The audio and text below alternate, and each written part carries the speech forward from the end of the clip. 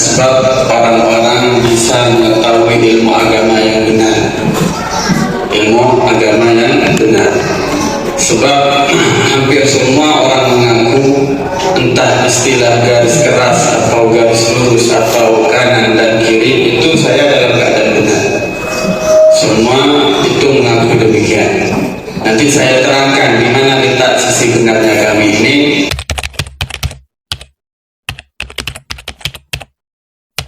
Ini pesawat.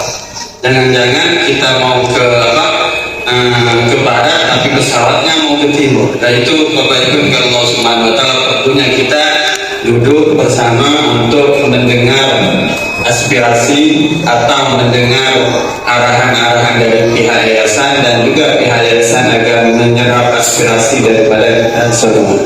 Jadi yang pertama yaitu kita ini yayasan ini didirikan untuk menjadikan asbab kita ini bisa menjadikan asbab orang-orang bisa mengetahui ilmu agama yang benar. Lalu ketika mereka itu bisa mengetahui ilmu agama yang benar, mereka amalkan dengan akhlak. Mereka amalkan dengan akhlak, kemudian di dalam diri mereka itu ada semangat dakwah. Jadi kebaikan yang telah mereka dapatkan, kami berharap itu akan disampaikan kepada orang lain yang belum mendapatkannya. Tidak menunggu undangan, tidak menunggu dipanggil, tapi memang kami didik anak didik kami ini bagaimana ada semangat dalam dirinya dia untuk menyampaikan. Maka dari itu inilah tiga pilar utama di dalam kami mendirikan yayasan Al-Insyirah ini. Yang pertama yaitu menjadikan asbab orang-orang bisa mendapatkan ilmu agama yang benar. Ibnu Sirin mengatakan laulal isnad laqala nasu ma syaa. Andaikan keguruan agama ini, andaikan tidak ada isnad atau isnad sambungan guru kepada guru, maka orang akan berkata semaunya. Ini sama juga saya katakan tadi, orang teroris itu Bapak dalilnya sama dengan kita yang lemah lembut ini. Semua berdalil pada Al-Quran, tapi cara memahami itu beda. Bagaimana itu cara memahami beda, itu tergantung dari mana dia mengambil kepahaman, dari siapa dia itu berguru. Sebab guru itu akan memberikan kepahaman kepada murid tersebut, maka timbullah dua kelompok ini. Ada yang agak ekstrim, ada yang lemah lembut begitu. Dalilnya satu, yang beda itu apa? Yaitu cara memahami orang tersebut. Bagaimana itu ditentukan cara memahami?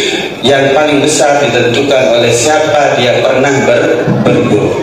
Maka dari itu yang dari ini Bapak Ibu, alhamdulillah fakir pernah mondok di Hadramaut Yaman selama 5 tahun dulu bersama Habib Umar. Kita punya kesempatan nanti itu dilihat, diketik di Google Habib Umar bin Hafid, begitu dia keluar bagaimana santunnya dia mengajak umat kepada kebaikan begitu. Dan itu yang kami dapatkan selama 5 tahun. Kami tularkan kepada teman-teman guru di sini. Kami ada istilahnya itu adalah halago. Apa itu halago? Kalau orang lain mengatakan hipok begitu ya, kami istilahkan halago.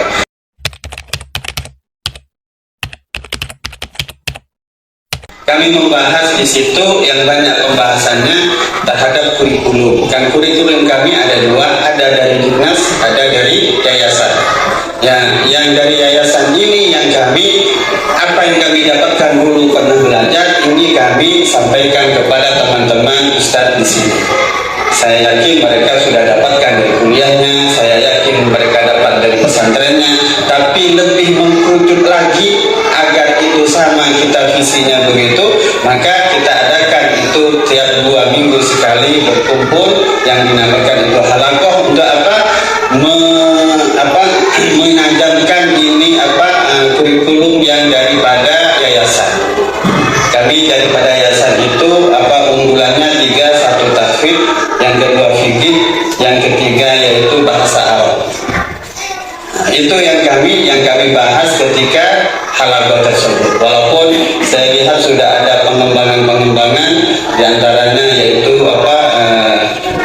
bisa berpidato ketika sudah bulan puasa, anak-anak kami diwajibkan begitu, itu tambahan. Dan sebagian juga setiap hari ada kalimat-kalimat bahasa Inggris yang mereka itu ungkapkan. Dan kami nanti tampung, mudah-mudahan sumber daya kami itu memadai, itu mungkin akan ditambah gitu. Tapi pokoknya dulu tahfidz, yang kedua itu fikih, yang ketiga itu adalah bahasa Arab.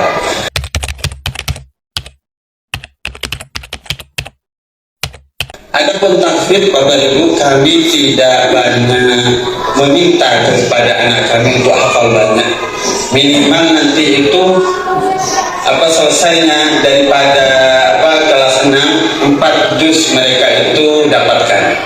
1 juz 30, yang kedua juz ke-29, ketiga surat Kahfi, keempat surat Waqiah, kelima surat Yasin, keenam surat Dukhan, ketujuh surat As-Sajdah. Kenapa itu saja yang kita pilih? Yang kita pilih tentunya akan bertanya, kok tidak dimulai dari pertama? Dari Al-Baqarah, Al-Imran begitu, kok langsung itu? Alasan yang pertama, karena memang yang pertama kami dididik dulu yang harus dihafali itu. Yang kedua, ini juz yang 4 yang saya sebutkan itu hampir setiap hari kita ini bisa mengulangnya. Contohnya, kalau juz 30 ini bisa kita ulang di dalam sholat-sholat 5 waktu kita. Juz 29 ini kita juga bisa kita ulang, seumpamanya surat Al-Insan setiap hari Jumat, sholat Jumat subuh sama. Al-Waqiah ini bisa kita tiap amalan hari Jumat. Waqiah setiap hari sore. Yasin setiap pagi, setiap hari pagi. Ad-Dukhan setiap malam Jumat. Sajadah setiap malam Jumat. Nah, ketika anak kami ini hafal itu dan kami dorong itu diamalkan, maka mereka hampir begitu ini tidak akan terlupakan. 1, teramalkan ilmunya. 2, yaitu dia beramal soleh. Dan kedua, hafalannya dia tidak akan terlupakan. Memang ada di antara anak didik mungkin dari sekian 100 ada 3, 4, 5 yang kecerdasannya luar biasa.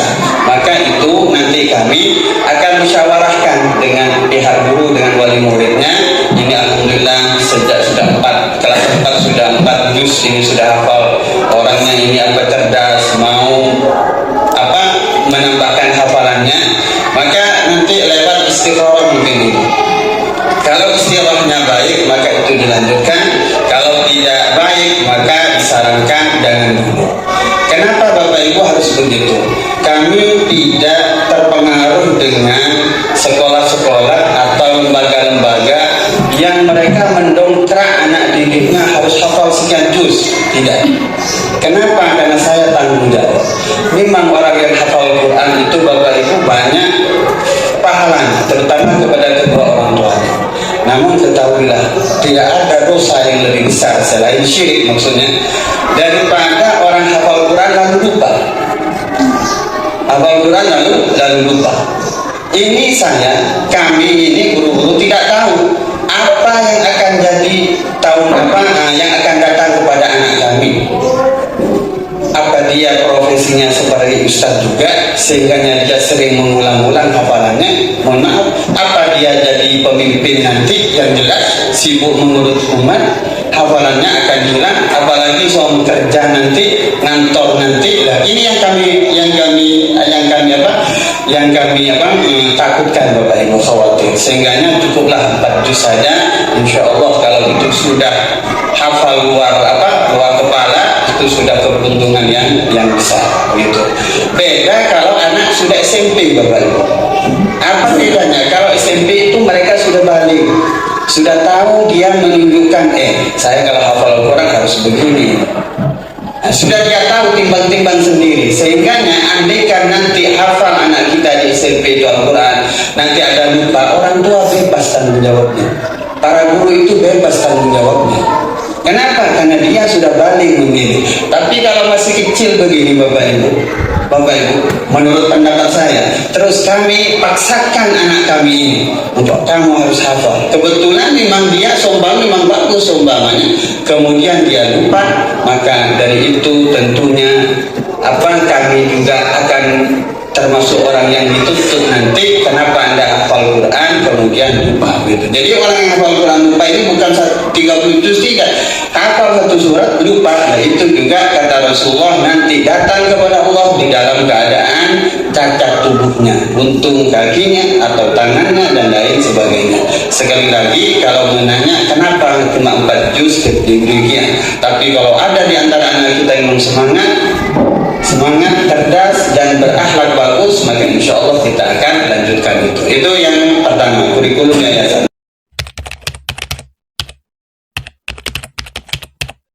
Yang kedua, masalah fikih ya. Terutama fikih, mohon maaf, di Kota Palu ini kayaknya kalau pelajaran fikih kurang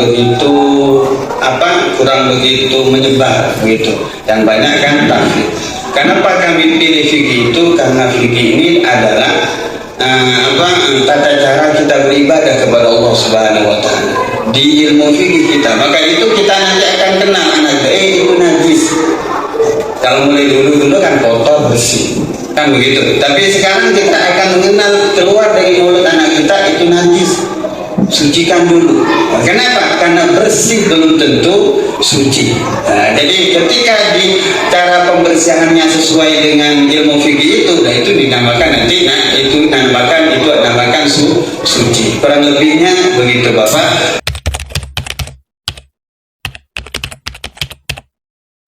Ketiga yaitu bahasa Arab. Jadi akan diajari anak-anak kita ini pintar atau cakap nanti berbahasa Arab. Kurang lebih itu program kurikulum yayasan yang nanti akan terjabarkan itu di kelas-kelas masing-masing, yang mana itu sudah terprogram kelas 1 apa yang dicapai, kelas 2, kelas 3 dan begitu seterusnya. Memang dengan Allah Subhanahu wa taala itulah yang kami maksud, bagaimana memahami kami menjadikan asbab orang bisa memahami ilmu agama yang benar gitu. Artinya kami ini jaga kepahaman ini yang mana kami dulu dapatkan, guru kami itu dapatkan sampai kami punya silsilah keilmuan ini bersambung kepada Rasulullah Shallallahu Alaihi Wasallam. Maka dari itu kami mempunyai kewajiban bagaimana ini kepahaman ilmu ini kami tularkan anak demi anak. Bukan cuma anak kita, kami harap juga orang tuanya tidak bisa setiap minggu setiap 2 minggu, setiap 2 minggu tidak bisa, setiap 3 minggu tidak bisa, yang minimal sebulan sekali kami harap berjumpa di majelis al-itiraf di sana. Para pemimpin dan hadirat yang Allah Subhanahu wa taala, mungkin itu yang bisa saya sampaikan pada kesempatan